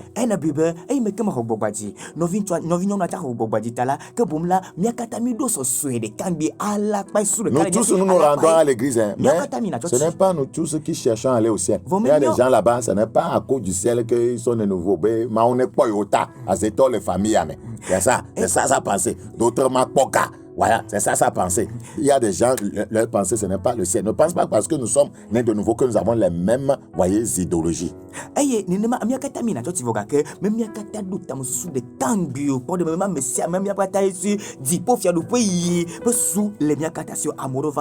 leur pensée, c'est que Dieu nous protège parce qu'il y a beaucoup de sorciers dans nos familles. C'est pourquoi d'autres, c'est d'avoir beaucoup d'argent. C'est la vérité. Je prie que Dieu nous accorde la grâce de comprendre ces choses. C'est important. Écoutez, hein. Je vais vous donner l'exemple de deux croyants, mais qui n'avaient pas les mêmes idéologies. Philippiens 4.2. Philippiens 4.2. Vous n'avez pas dit verset 1. C'est pourquoi, mes bien-aimés et très chers frères, vous qui êtes ma joie et ma couronne, demeurez ainsi fermes dans le Seigneur, mes bien-aimés. J'exhorte Évodie et j'exhorte Syntyche à être d'un même sentiment dans le Seigneur. Oh, les mains, on me voit. Ils ne sont pas d'un même sentiment. Et à novi nye loloto si o le troyem nye djidjo kple nye kafukafu la mi no titre sie nenema le apeto la me nye lolovio me le nu khlom ewodia eye me le nu khlom senti hebena wo peta me susu ne no de kala apeto la me voilà ama me veola apeto ga komo tamu susu me le de ka. Donc il faut chercher quelqu'un avec qui vous avez les mêmes idéologies dans le Seigneur.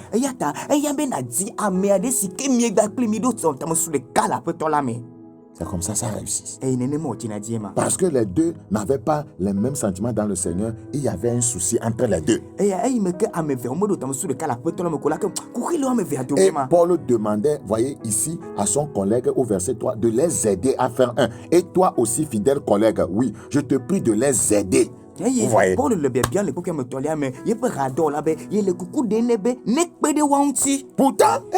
c'était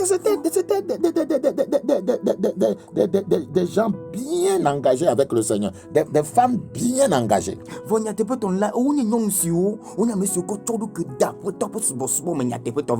Mais voilà, elles n'ont pas les mêmes pensées dans le Seigneur.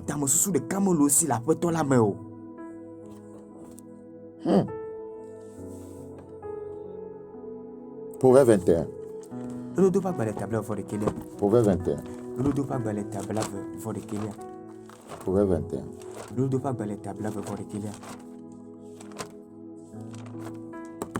Proverbe chapitre 21. Nous allons lire le verset 9 en 9.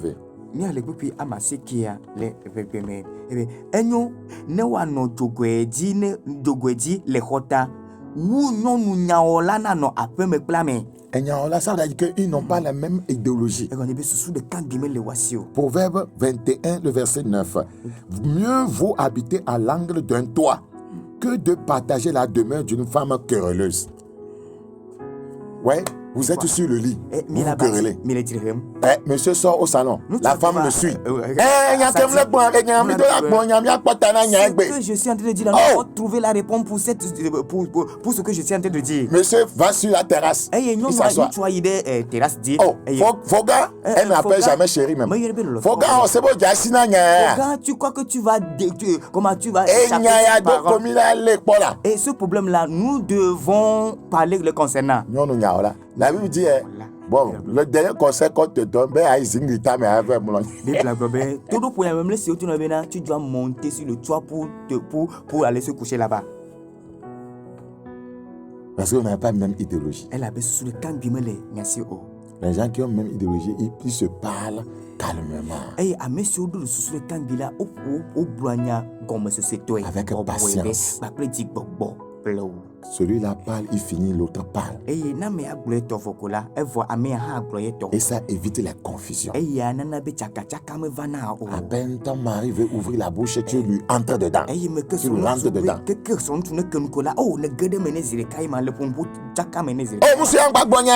Ne me parle pas ainsi, hein, l'homme.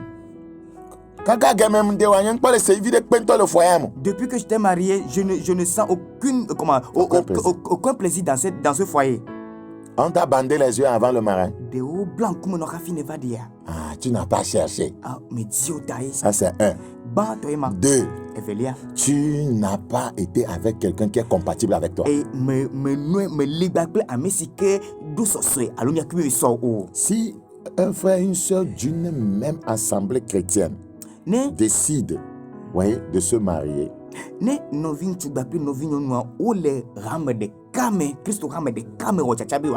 sont réellement nés de nouveau, et s'ils écoutent ce que leur pasteur les enseigne et les deux appliquent ça,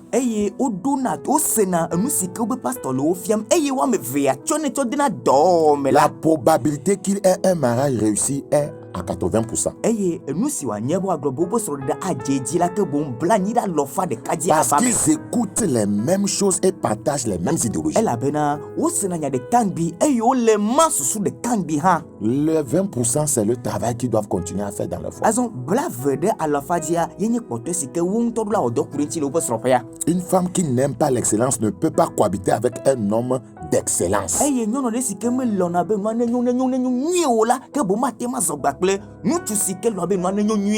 Une femme qui ne se préoccupe pas de l'entretien, qui n'aime pas, faire l'entretien, ne peut pas cohabiter avec un homme qui aime la propreté. Ça ne marchera pas. Je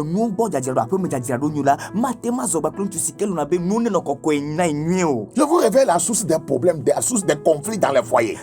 C'est le problème de compatibilité.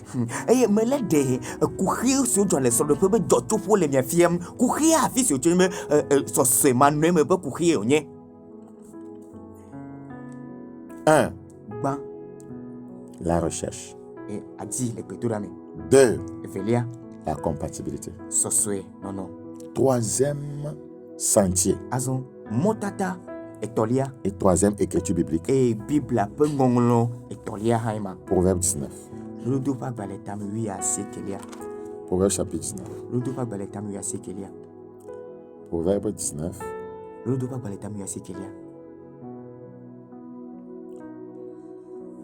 Nous lisons le verset 14. Rapidement.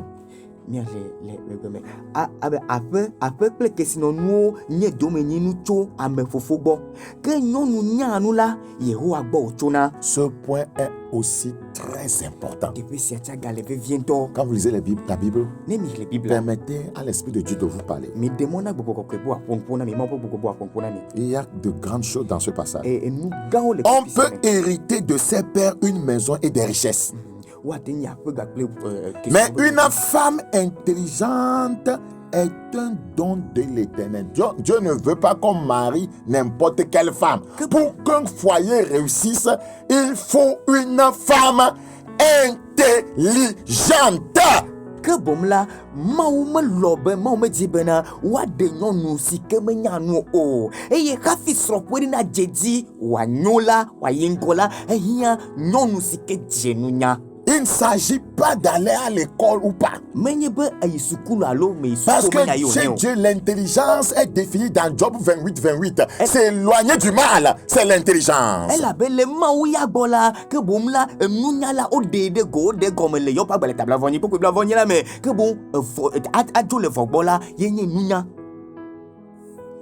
C'est éloigné du mal, c'est l'intelligence. Si tu laisses Dieu en dehors de l'équation du mariage, tu n'auras pas une femme intelligente.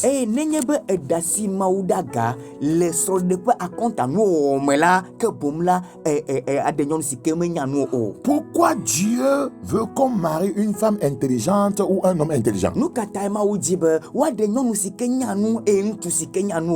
C'est à cause de ce que le Seigneur nous a dit dans Proverbe 14:1.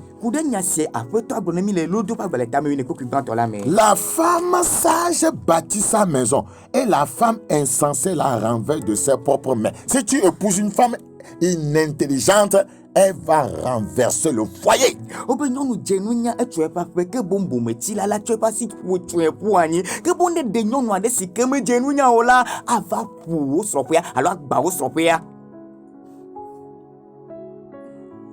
Dans ta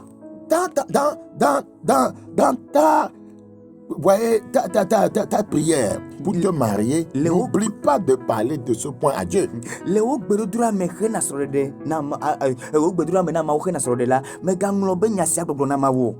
La femme sage. C'est pourquoi le Seigneur dit que une femme intelligente est un don de l'Éternel. Ça veut dire que tu dois permettre à Dieu de te donner une telle femme.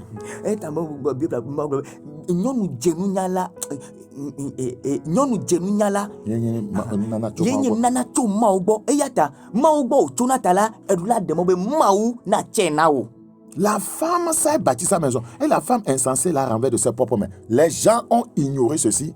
Leur foyer est renversé parce que la femme n'est pas intelligente. Une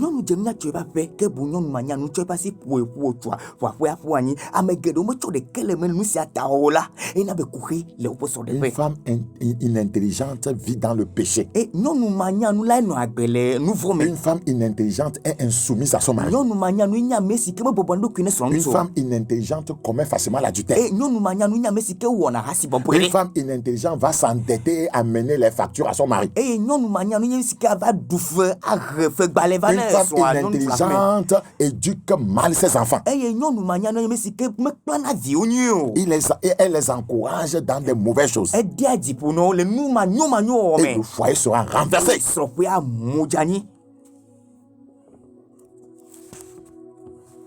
Si tu n'as pas une femme intelligente, tu as une femme insensée. Beaucoup pensent que Dieu est un double fait. Voilà, ils choisissent eux-mêmes et après ils viennent présenter leur partenaire à Dieu. Ils ne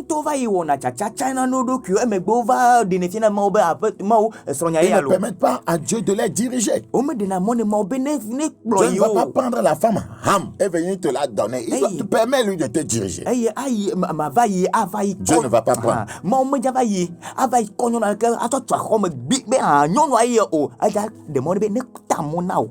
Très important. La femme intelligente, l'homme intelligent, c'est Dieu qui le donne. Proverbe 17. Proverbe chapitre 17. Proverbe 17. Proverbe chapitre 17. Le verset 10. Une réprimande fait plus d'impression sur l'homme intelligent que 100 coups sur l'insensé. La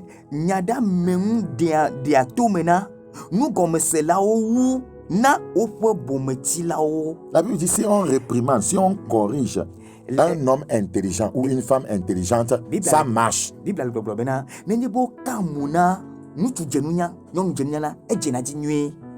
Si vous avez une femme inintelligente, vous la corrigez, vous la parlez, c'est la guerre.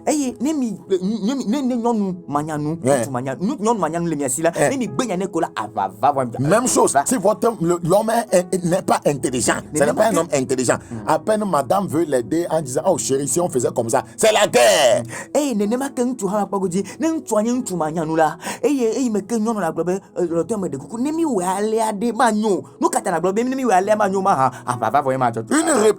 Une réprimande fait plus d'impression sur l'homme intelligent.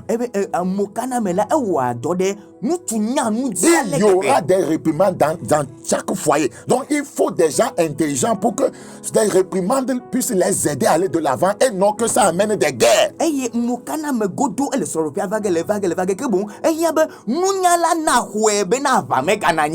quand la personne est insensée, vous pouvez le frapper jusqu'à 100 coups pensant que la personne va changer. Jamais. Monsieur, depuis que tu frappes ta femme là, elle change. Elle ne changera pas.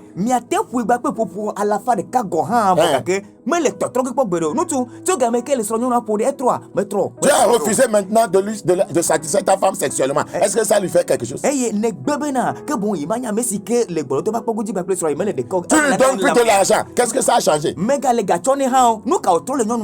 Est-ce que tu n'as pas considéré Dieu dans le choix de ton partenaire? Ceux qui sont déjà mariés doivent exploiter ces enseignements pour demander à Dieu de restaurer leur couple, et les futurs candidats au mariage doivent prendre en considération ces choses pour ne pas commettre les mêmes erreurs que leurs devanciers.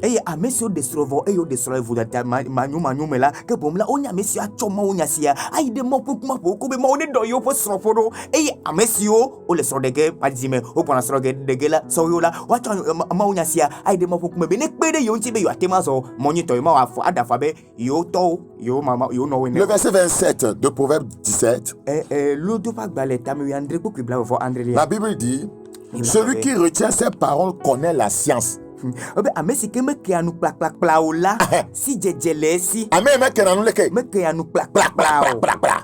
tu as une femme inintelligente, c'est comme ça. Un homme inintelligent.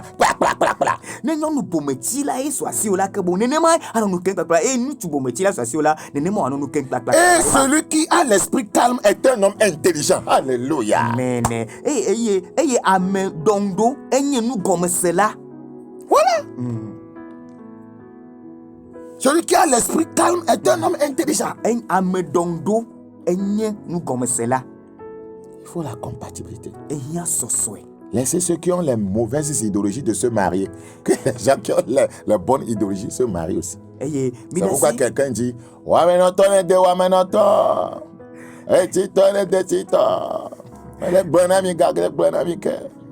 Ayata midasi amesi modo susuni ola wa me vone do wodo no no amesi do susuni la wa me vone do no yata mere globena que le pauvre se marie à un pauvre. C'est pas moi qui dis ça. Mais glolo amere blanema et que le riche se marie à un riche. Praise the Lord. Alléluia. Je veux que Dieu nous aide. J'ai l'impression que je ne pourrais pas terminer. Parce que c'est 5 grandes clés. C'est la troisième, ça. Ça n'en suffit pas. Tu ne peux pas avec tes yeux physiques savoir qu'un homme ou une femme te restera fidèle après 10 ans. Tu ne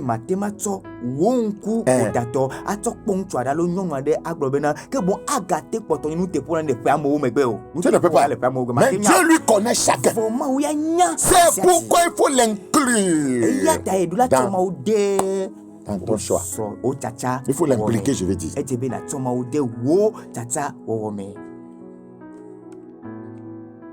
Quand on regarde quelqu'un, on n'a pas écrit sur son front, il te sera fidèle pendant des années et des années.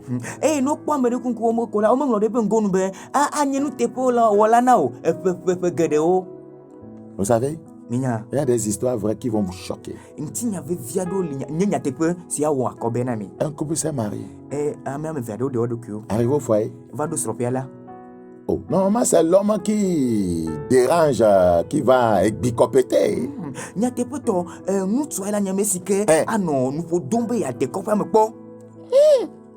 Mais Kabasondo Lekera.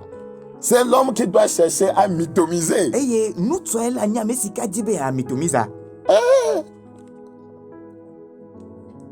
Mythomiser. Praise the Lord. C'est l'homme qui doit chercher à naknaiser. À labourer. À gingembrer.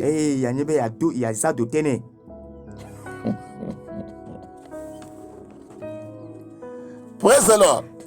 Voilà que dans ce couple, monsieur ne fait rien. C'est une histoire vraie. Mais madame essaie de le déranger, taquiner. Il repousse. Il repousse. Oh, madame pense que bon, peut-être ça va faire 1, 2, 3 jours, une semaine. Qu'est-ce qu'il y a? Monsieur est impuissant. Et Bédadje, le church américain, quand son mariage a sort. Est-ce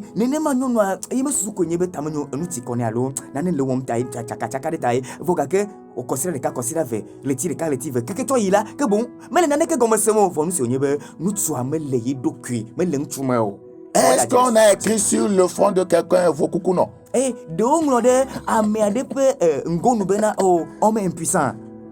Vous voyez l'importance de te laisser diriger par Dieu. Vous allez voir quelqu'un avec, il est dans son Land-Cruiser, 3 maisons, élégant, beau, mais il est impuissant.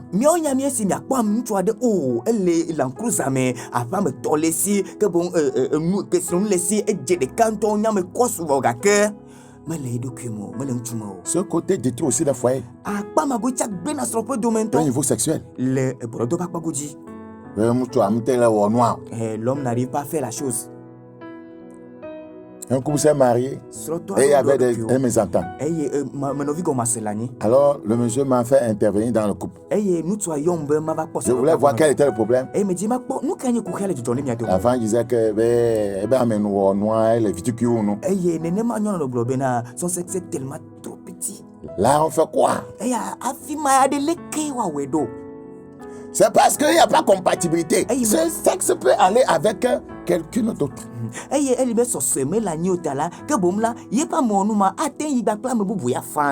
Parce que si tu épouses une femme vierge qui n'a jamais connu, voyez, d'homme, tu ne peux pas dire ça.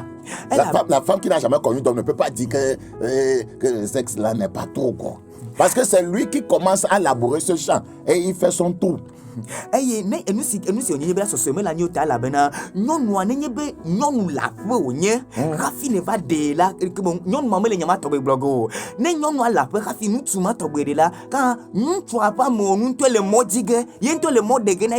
pourquoi il faut s'attendre à Dieu, parce qu'il y a des femmes qui, avant leur conversion, ont été labourées par les tricycles, les titans, les Land-Cruiser, les Highlander.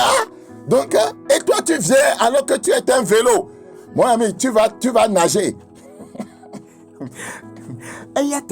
Edula yomau adimau le wochacha ome elabe nyɔnu aɖewo hafi ava de srɔ̃ la ke boŋ nu si wònye bena eʋu lɔbɔ gã lɔbɔ ma wotɔ afi ma va yi kpɔ Land Cruiser wotɔ afi ma va yi kpɔ Highlander wotɔ afi ma va yi kpɔ vɔ pipawo hã zɔ afi ma va yi kpɔ vɔ nenye be woe ne va keke ne tɔ va pi la ke boŋ la aɖokohi. Ah, frère Gérard, ne ris pas. C'est la vérité. Je prie que Dieu nous aide. Je vais lire ces 2 passages et m'arrêter, continuer le lundi prochain si Jésus tarde à venir.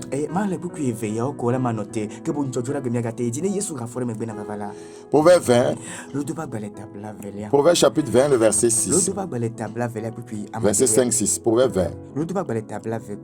Les desseins dans le cœur de l'homme sont des eaux profondes. Tu ne connais pas ces desseins, c'est Dieu qui connaît.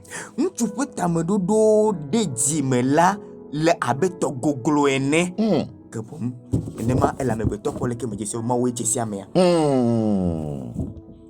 vous voyez les desseins dans le cœur de l'homme sont des eaux profondes. Mais regardez, mais l'homme intelligent sait y puiser. Voilà. Beaucoup de gens proclament leur bonté, mais un homme fidèle, qui le trouvera?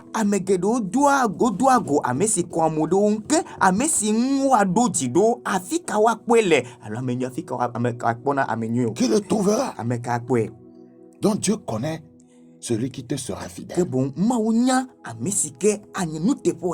Il connaît le futur. Dieu connaît le futur. Donc faisons-lui confiance dans le choix de notre partenaire.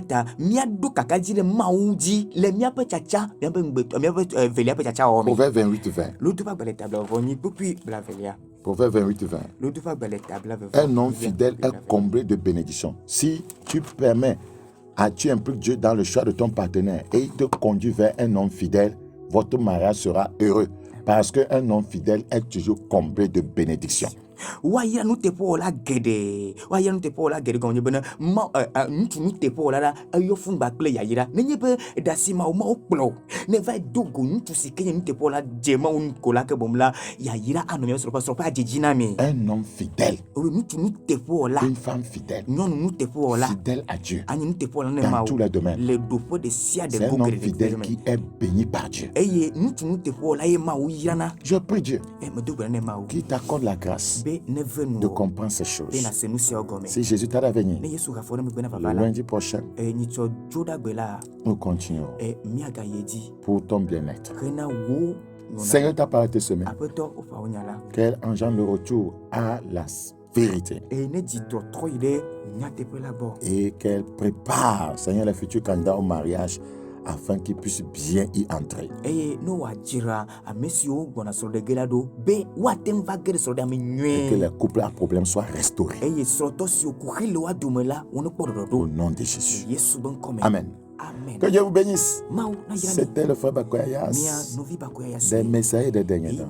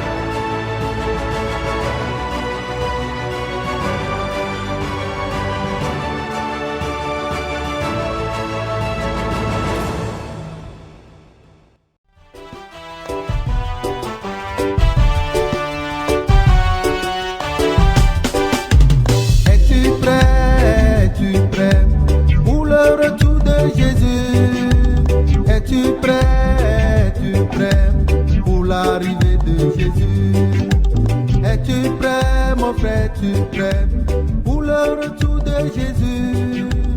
Es-tu prêt?